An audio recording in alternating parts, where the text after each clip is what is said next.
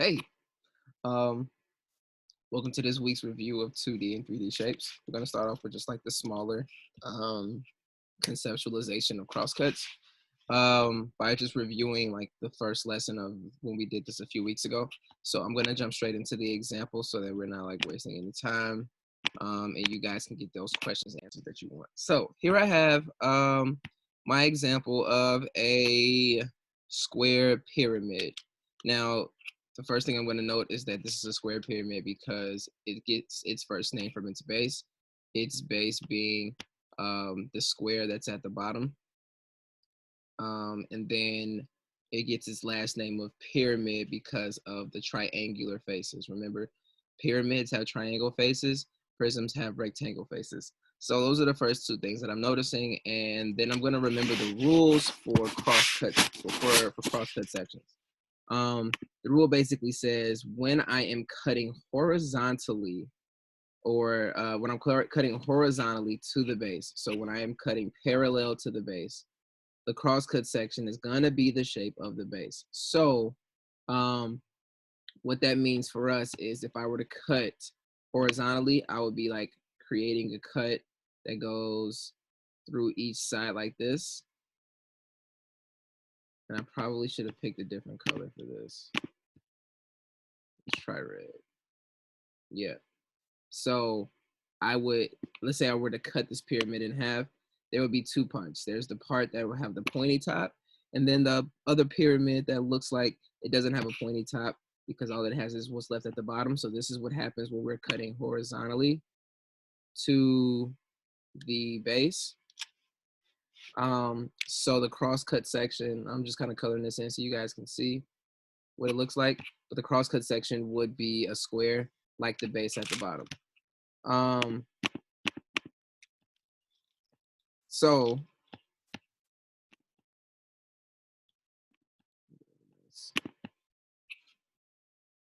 we can conclude that the shape that would be formed from cutting a horizontal slice parallel to the base would be a square.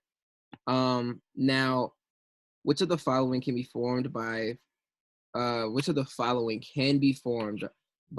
vertical slice perpendicular to the base? So for this question, I'm gonna go back to the whiteboard so you guys can kind of see what I mean. So let's say that instead of cutting horizontally like we're not gonna cut vertically, which means like we could cut it in half, but instead of cutting sideways, we're not gonna cut up and down. And if I were to do that, if I were to cut this vertically, I would cut a line.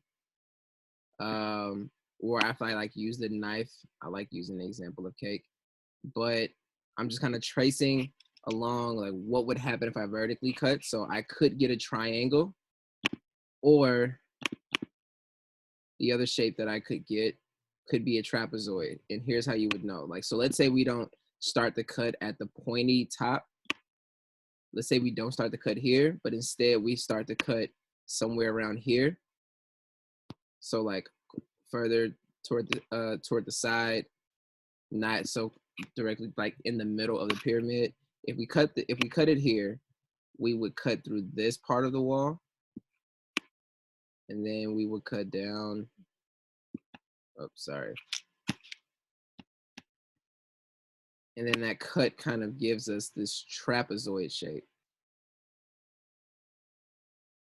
Now this is going to be something that's going to be like kind of hard for some people to get, but let's say that we did cut it, what the shape would end up looking like, and I know my line is like a little bogus right here, but if we were to cut vertically, instead of it being in the middle, let's say we cut a little bit off center, that's the kind of space we would get. I'm going to use this blue line to show what happens if we were to cut vertically down the middle again.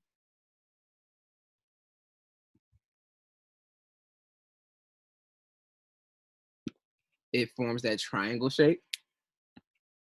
And if we were to cut vertically, this is the kind of shape that we would get. So the answer options are trapezoid or a triangle, both of which are correct. So I would collect both of these, and I'll move on to my next answer. So example 2, describe the cross section of the cylinder by naming its shape.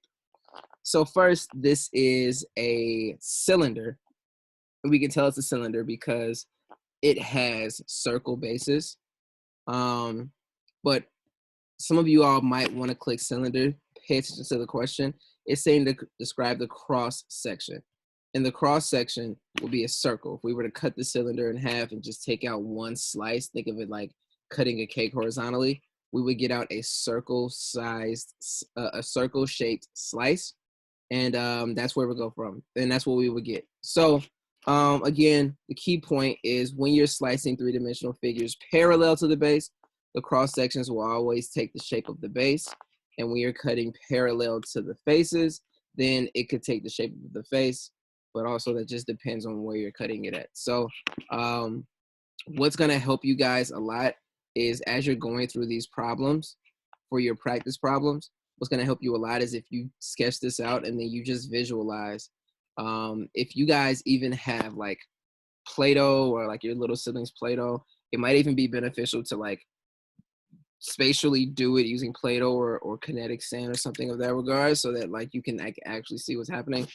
My daughter's messed up all the Play-Doh, or otherwise I would show you guys here on video, but I might have a video for you guys later for that. So practice problems, exit tickets. You guys have been doing really great with these teach backs and these lessons that we were visiting. So definitely looking forward to you guys showing some high mastery on this. I get that it's like a little tricky. So just take your time, trust yourself. You guys are doing great. Keep making me proud.